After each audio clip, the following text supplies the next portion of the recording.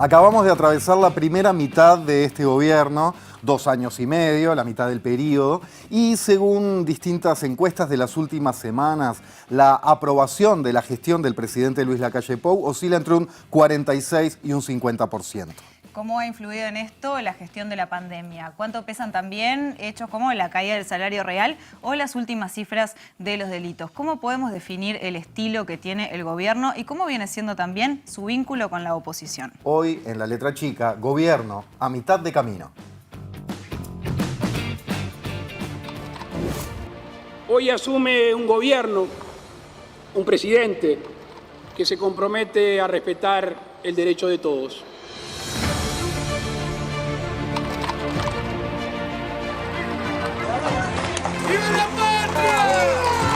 Somos una gran nación. Se terminó el aumento de impuestos, de la tarifa y los combustibles. Se terminó. Construida por mucha gente, de muchas ideologías, aún antes de ser Estado.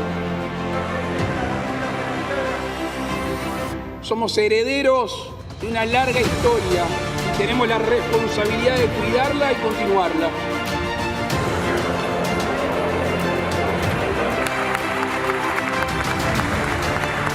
Queda usted investido en calidad de presidente de la República. Vamos a recuperar el control de cada rincón de nuestra patria. Vamos a cuidar a los que nos cuidan.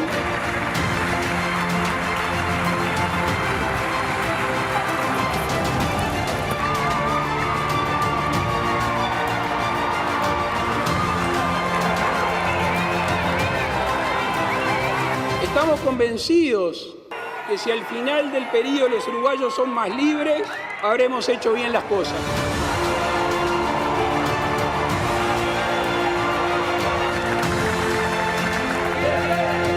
Nos negamos a que esta nueva etapa sea cambiar una mitad por la otra de la sociedad. La unión es lo que nos piden los uruguayos.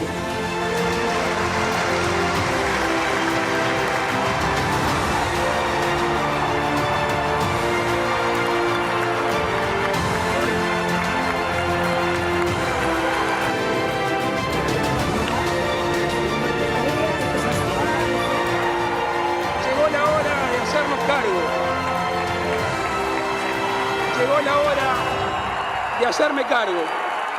¡Viva la patria!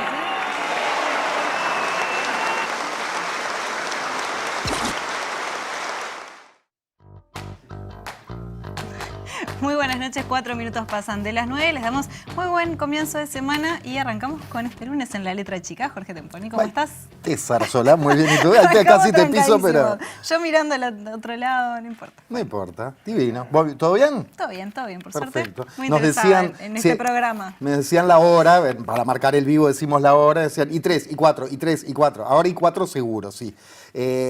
Decíamos, mitad del gobierno, vamos a los bifes, que hay mucho para conversar en la semana y en el programa de hoy. Mitad del gobierno, de la gestión de Lacalle Pou, y hay algunos temas centrales si uno piensa en un balance. La pandemia y su gestión sanitaria y económica, digo por ir tirando para picotear arriba de la mesa, ¿no? El gran objetivo de bajar el déficit fiscal, la inseguridad y sus cifras, el cumplimiento o no de promesas de campaña. ¿Qué balance se puede hacer de esta primera mitad del gobierno de Lacalle Pou, sus socios, la relación entre ellos, la relación con la oposición, qué queda para la segunda mitad del camino?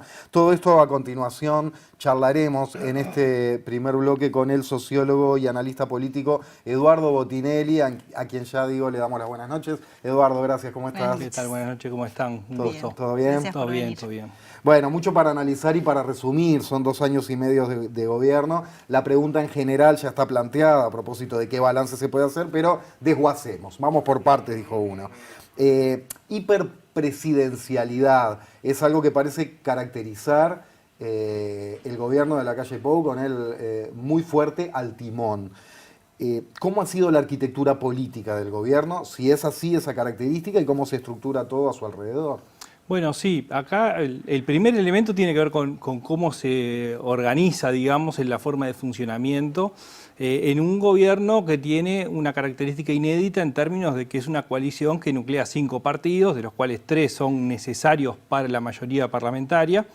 Y en ese contexto se da este fenómeno de una hiperpresidencialización, es decir, bueno, un rol central de la figura del presidente que probablemente incluso ya se ha visto hasta aumentada su significación con la pandemia y con la centralidad que tuvo su figura, pero claramente ha sido esa la característica principal, es decir, el presidente como vértice, pero además como permanentemente en la centralidad de la comunicación, de la información y de la toma e iniciativa de decisiones, aún en consulta con los socios, ¿no? Es decir, varios de los proyectos han sido presentados a los socios con un origen desde el presidente o desde el Poder Ejecutivo, sin haber consultado previamente a los socios. Y ahí entra un poco la segunda parte de tu pregunta, digamos, bueno, ¿cómo ha sido ese relacionamiento?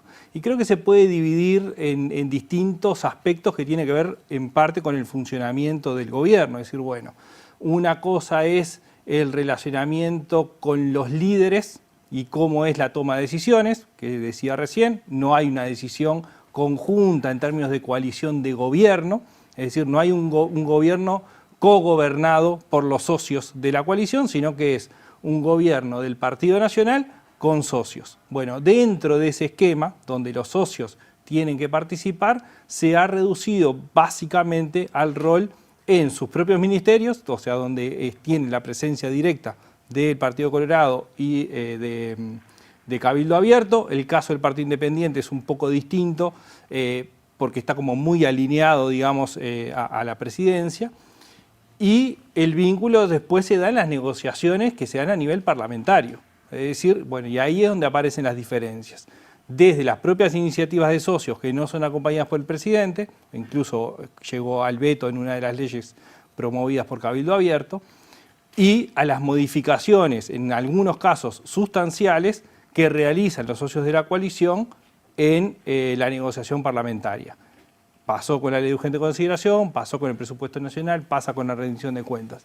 Que elementos que son centrales para el Poder Ejecutivo son modificados por los socios de la coalición en un ámbito que se decidió que fuera así, probablemente por el presidente y por el Partido Nacional, en la medida que es quien tiene la mayoría de los votos y quien decide, digamos, esa forma de funcionamiento de un partido nacional gobernando con socios que colaboran. Y Eduardo, en este sentido respecto a la coalición, vamos a seguir metiéndonos en el análisis del pasado de estos 2 años y medio, pero pensando un poco a futuro y teniendo en cuenta de que 2 años y medio para las próximas elecciones no es tanto. ¿Cómo puede afectar eso también a la interna de la coalición, teniendo en cuenta que van a necesitar diferenciarse unos de otros y que eso quizás también afecte un poco el funcionamiento, digamos? Bueno, para las elecciones faltan menos de 2 años, claro, porque tenemos las internas antes. Entonces, estamos incluso menos de 2 años, estamos a mitad de periodo, pero de las elecciones estamos mucho más cerca. Claro.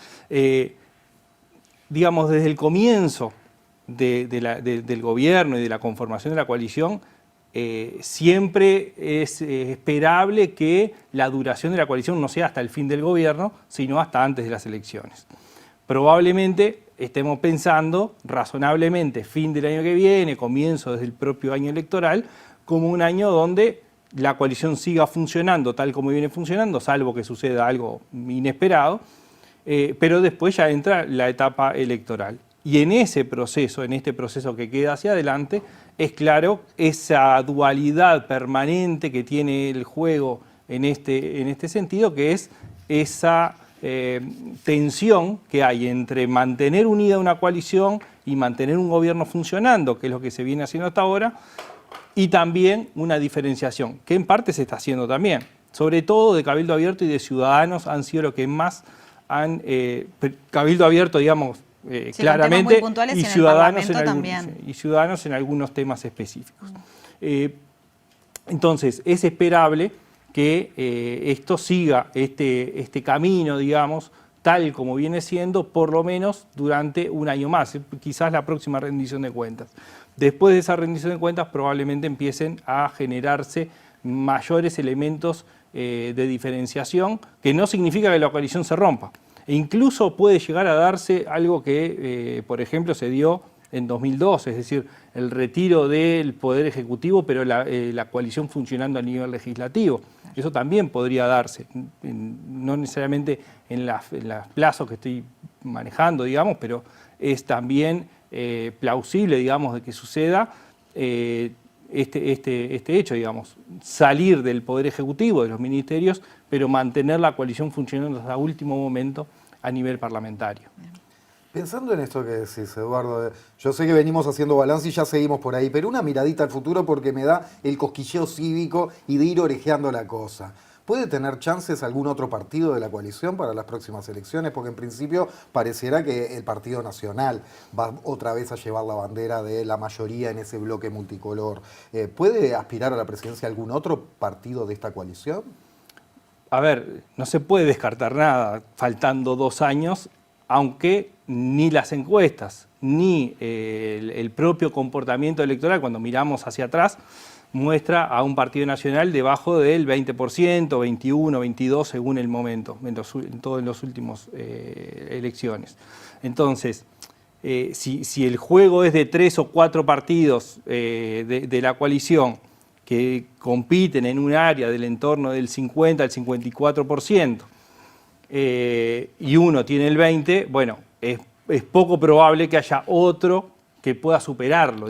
Digo el 20 como un piso, ¿no? Sí, sí. Es decir, está por encima de eso, ¿no? Entonces, es poco probable que se dé si hay un juego de tantos jugadores, digamos, ¿no?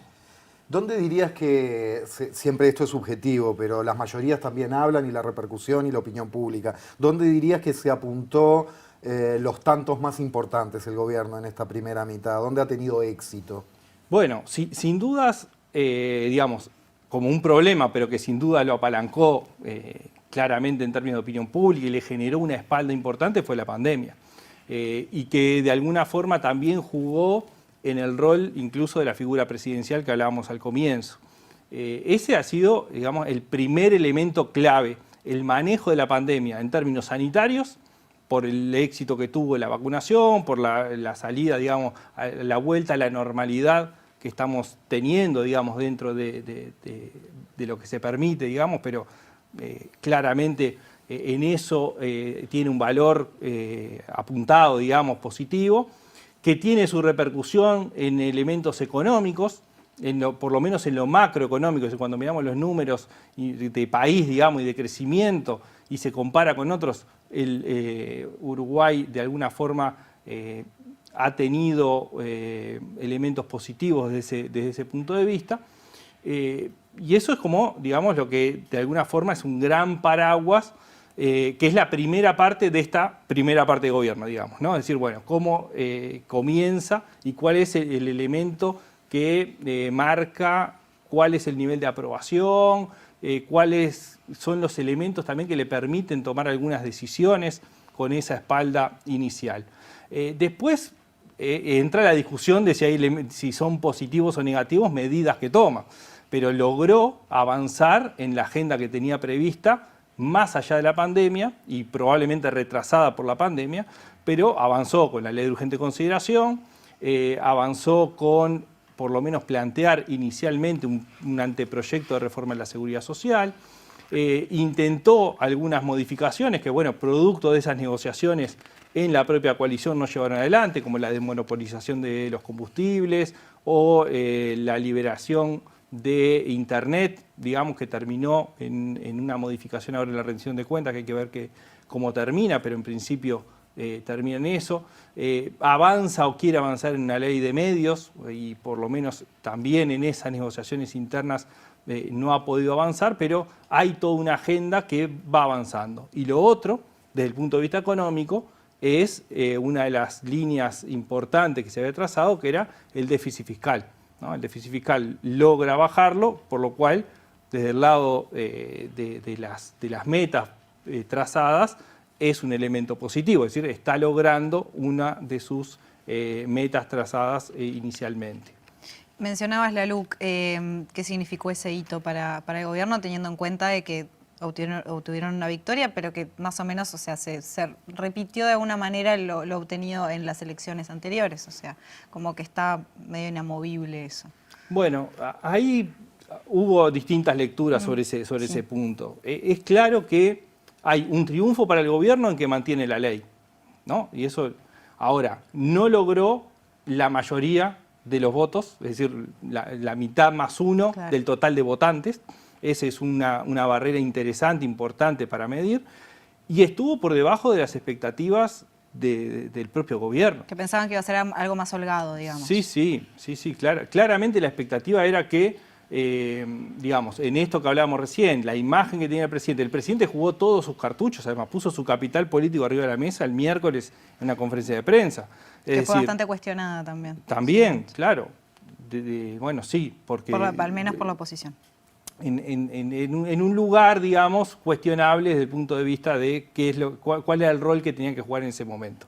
Él puso todo y poniendo todo termina manteniéndose la ley dentro de un parámetro, como decías vos, muy similar a lo que fue el balotaje. ¿Qué es las explicaciones que surgieron después? Bueno, que no estaban antes. La primera que se ha manejado es el desgaste del gobierno. Pero en ese momento el gobierno no tenía el desgaste que tiene, por ejemplo, hoy, es decir, atravesando, entre otras cosas, porque tenía un capital político importante en la pandemia.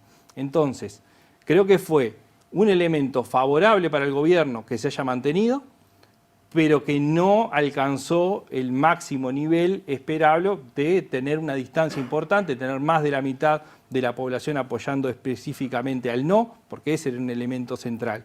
El apoyo explícito al no significaba, de alguna forma traducido, un apoyo hacia el gobierno. Y eso no lo logró. Pero, de nuevo, sí tiene el elemento positivo que mantiene la ley.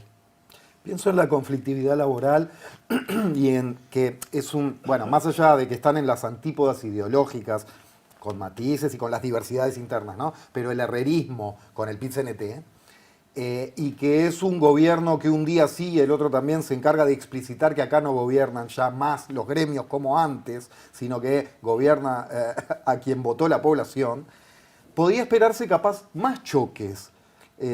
No sé si es una percepción o lo ves así, es decir, hay menos conflictividad de lo que se podía esperar en ese sentido, y cómo ves que haya gestionado eso el gobierno. Bueno, creo que ha sido bastante inteligente el gobierno en el manejo de ese vínculo, porque por un lado mantiene la confrontación directa con el PIT-CNT, con los sindicatos en general. Por otro lado, ha logrado llevar adelante convenios, primero con la pandemia, ¿no? Que ahí hubo negociación y cómo se llevaba adelante ese año de transición tan complejo, pero después ha logrado llevar adelante acuerdos a través de convenios, el anuncio de adelantos, que de alguna forma desarticula algunas movilizaciones. El acuerdo con los públicos ahora... Decir, más con los públicos, ¿no?, que en lo sí, privado, ¿no? Y lo privado está llevando una línea de decir, bueno, los privados resuelven los privados. Ahí puede empezar a darse algún tipo de elemento vinculado a los convenios que se vienen y qué es lo que sucede con la recuperación salarial. Hasta ahora viene siendo muy manejado diplomáticamente y con algunas jugadas importantes para mantener la conflictividad en niveles bajos. Si uno piensa lo que podría ser, lo que vos decías, un gobierno que se para firme contra los sindicatos y además se lo hace saber públicamente, ¿no? Con un crecimiento del salario real negativo, es decir, pérdida del salario real. La conflictividad tendría que estar más fuerte. ¿Por qué no lo está? Bueno, entre otras cosas porque desató el nudo con los públicos, ¿no? Entonces, los sindicatos públicos, teniendo un convenio vigente que le asegura determinadas condiciones, de alguna forma desarticula esa movilización. Entonces, en ese sentido ha sido, por lo menos, no ha tenido que confrontar tan fuertemente contra los sindicatos. Jorge mencionaba al principio que, según diferentes encuestadoras, la aprobación de la calle Pou estaría entre 46 y 50, tome deje, más o menos. Teniendo en cuenta que pasaron 2 años y medio, tú mencionabas el peso que tuvo la pandemia, la gestión que hizo el gobierno de la pandemia, en lo que refiere a la aprobación también de la figura del presidente y el gobierno, pero que hay otros elementos que la gente también mira. Decías la caída del salario real, pero también está el aumento de precios, el cierre de la inflación a los últimos 12 meses, creo que leí hoy a más de 9,5. ¿Pasa que las personas también van mirando otras cosas o le van poniendo más peso a otros elementos a medida que va pasando el tiempo y que también nos vamos alejando de la pandemia y de esa luna de miel de primera instancia con el gobierno, digamos? ¿Cuánto pesan estos factores económicos, por ejemplo? Sí, y la seguridad pública es otro elemento que se ha incorporado en el último tiempo que ha tenido un peso muy relevante. Por partes, digamos. Lo primero es una caída de la aprobación, es esperable en este momento del periodo de gobierno. Es más, en realidad lo esperable es que empezara una caída antes. Lo que hemos visto es que la pandemia ofició de alguna forma de elemento que ha sostenido la aprobación por más tiempo del esperable, en términos normales, digamos, en un periodo de gobierno. De alguna forma esa luna de miel extendida empieza a caer en términos, normales. ¿Y en función de qué? Bueno, de que la pandemia va desapareciendo como preocupación, ya hace un año que ha desaparecido. Enseguida que la pandemia apareció en Uruguay, era un tema hegemónico en la preocupación de la población. Pero cuando empezó a pasar el tiempo, la pandemia empezó a caer y afloraron fuertemente los problemas económicos. La pandemia siguió cayendo en términos de preocupación. La evaluación de la población sobre el manejo de la pandemia siguió siendo muy elevado. Eso le dejó un capital al presidente, pero empezaron a aumentar las preocupaciones en los temas económicos y sistemáticamente un crecimiento permanente de la preocupación por la seguridad pública. Y ahí, en esos dos elementos, hay una permanencia en una evaluación negativa en los temas económicos, fuertemente negativo, casi que unánime en los votantes del Frente Amplio, pero también con 3 o 4 de cada 10, según el momento y el tema específico, de los votantes de los partidos de la coalición evaluando negativamente al gobierno en esos temas, en inflación, aumento de salarios o salarios, la pobreza, ¿no?, como elementos de la economía, el empleo, y el otro punto de la seguridad pública, que fue aumentando en términos de preocupación, tenía una evaluación medianamente positiva, inicialmente, cuanto menos preocupaba, pero a medida que fue aumentando la preocupación y fue avanzando el tiempo, empezó a darse mucho más presencia mediática y de discusión política también sobre el tema de la seguridad pública, la evaluación de los votantes del Frente Amplio ya era negativa, aumentó la visión negativa, pero empezó a emerger también una evaluación negativa de los propios votantes de los partidos de la coalición. Entonces, esto se va conjugando, digamos, ese aumento de las preocupaciones. Saliendo de la pandemia empiezan a emerger otras, la economía y la seguridad pública como primeros elementos, y al mismo tiempo se va dando ese fenómeno de evaluaciones negativas sobre esos temas. Después hay dos temas más, o dos grandes temas que están ahí arriba de la mesa, que son el empleo, tomado en sí mismo, es decir, cómo evalúa el empleo, que tiene una evaluación más bien neutra, digamos, ha tenido momentos mejores o peores, pero siempre oscilando en un saldo neto, digamos, neutro. Y el otro es el de la educación, que la educación y el empleo, los dos tienen una particularidad en términos de por qué termina siendo un empate, que es que tiene un apoyo muy fuerte dentro de los votantes de la coalición y una evaluación negativa muy fuerte en los votantes del Frente Amplio. Eduardo, en dos frases, porque en el último bloque vamos a tener a Fernando Pereira para tener la visión de la oposición. ¿Cómo ves al Frente Amplio en este momento y la relación con el gobierno? Pregunta difícil para respuesta breve. Bueno, sí. Yo creo que el Frente Amplio como oposición ha logrado de alguna forma ir encontrando su lugar. Primero estaba bastante, digamos, yendo y viniendo, ¿no? Y el referéndum que hablábamos hacia el gobierno, de alguna forma significó un hito importante para el Frente Amplio, también para el Frente Amplio y su vínculo con las organizaciones sociales de unificación. De alguna forma, bueno, procesó sus elementos internos también, su conformación interna, y el vínculo del Frente Amplio con el gobierno ahora tiene un interlocutor mucho más legitimado que lo que había en la primera parte del gobierno, es decir, Javier Miranda, estaba siendo cuestionado internamente, estaba con la mirada de que iba a haber renovación, por lo tanto, cuando ya va a haber una renovación de autoridades, el peso que tiene, sabiendo que no iba a seguir, ya estaba de alguna forma menguado. No es un vínculo sencillo el de gobierno y oposición en el momento del país en el que estamos, ¿no? Estamos en un momento de país donde no solamente hay cuestiones políticas, sino donde las cuestiones políticas están en un momento de ciertas polarizaciones en las posiciones, donde el diálogo muchas veces se hace más difícil, pero cuando hay diálogo tampoco hay respuestas efectivas de ninguno de los lados, digamos. No termina habiendo una construcción colectiva del diálogo, sino que el diálogo existe, se intercambia, pero no hay síntesis, digamos, ¿no? Eso es lo que se está viendo hasta ahora. ¿Qué queda para adelante? Bueno, habrá que ver cuáles son los temas que se van a discutir. Seguridad pública, economía, reforma de la seguridad social. Ese es un tema grande, ¿no? que tiene que tener apoyos, ¿no? Hasta ahora, como viene siendo, no es un tema que vaya a un consenso o una síntesis, digamos, de una negociación gobierno-oposición. Lo mismo con educación, que hay un chiflarro salvaje. Gracias, Eduardo. Un Por favor, placer. es ustedes. Muchísimas gracias. Bueno, llegamos al fin de este primer bloque de La Letra Chica. Quédense que ya venimos.